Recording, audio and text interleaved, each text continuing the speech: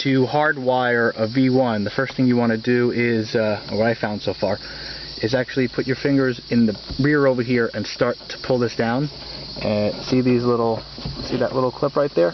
That'll separate. This is the outer shell that's connected to the inner housing. So just loosen these up, and once you get this open, there's a gap here. Take a tool, and if you look inside there, see the metal clip? Use the tool and release the clip, and you'll get some more space. Otherwise, it's really difficult to get. Oh, look at that! It's difficult to get this open. So I got the front down. All right. Now I'll work on the other side. So next, now that this is down, I'm going to try to pull this down by engaging the clip that's up here, and it looks like it's released.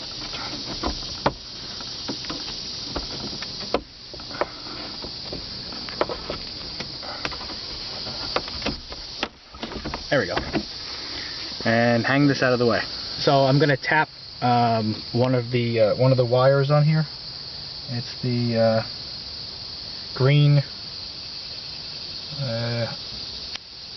and brown wire in the bundle. So this is the bundle. Here's the front of the car.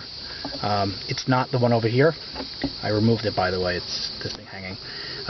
So you remove some tape off of this to expose the green and brown wire. Not the whole thing, just a little bit. And to install, you're going to put the tap, slide it over,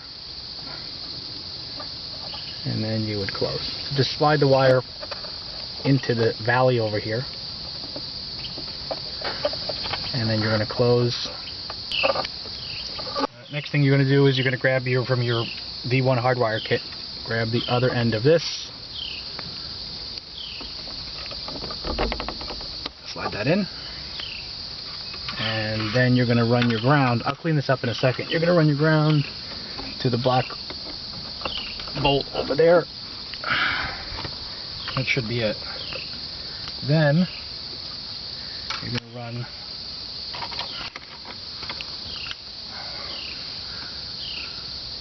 one to the main. And then, how do you turn the accessories on in your car? Yeah, this isn't grabbing the power from this. No.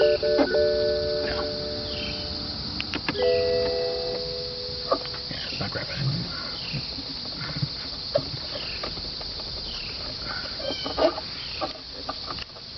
So I took one of these from my spare electronics kit.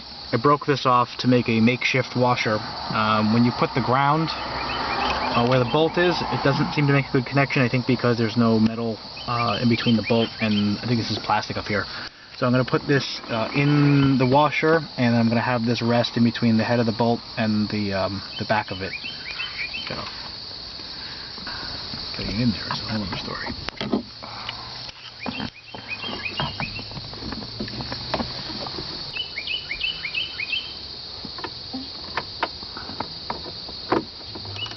So if you look closely, I have the black ground. I have it wedged in between the head of the bolt, and then there's that makeshift washer. If you have a washer, I assume you can pull the bolt out and put it in there. I just didn't want to play with dropping the bolt and having it fall somewhere over here, so I just had it out a little bit.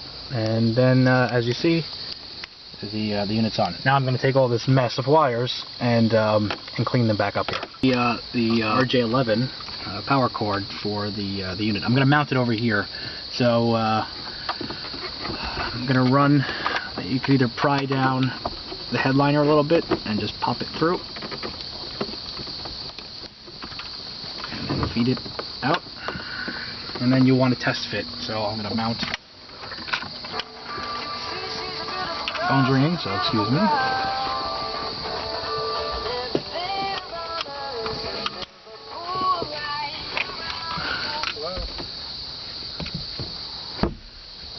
That's a good spot because it's below where this UV shield is. It's kind of that transparent spot in the car. I mean, otherwise I could probably move it over here. It all does about the same thing. I just don't want to have too much cord or too little cord, so that's probably a good amount.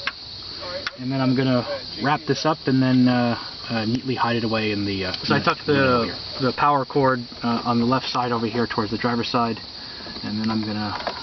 run this over here in the main. Where's the main? In the main, and then hide everything out of the way. And then I'm going to wrap this cord up too. That's it, sir.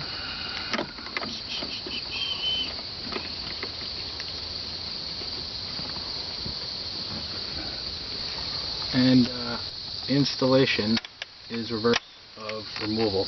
That was the sound of the outer shell clicking back into this main compartment. So I'm going to start with the front, no, the rear, because that was the last to come out.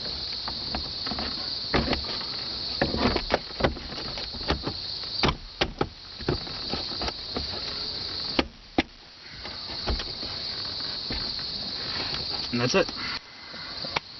The radar's on. Done. Cool.